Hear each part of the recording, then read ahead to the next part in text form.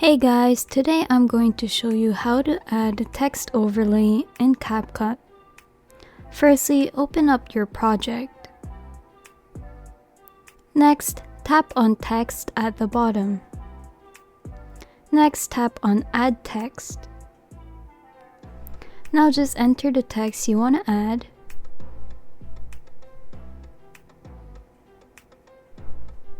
And just adjust the position by tapping and dragging.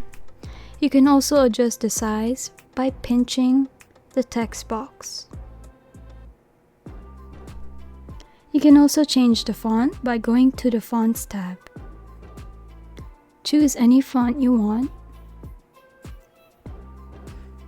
I'll stick with this. And also change the style.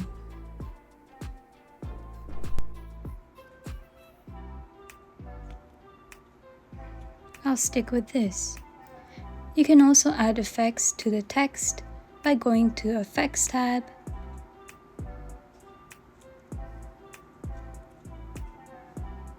and also adding animations by going to the Animations tab.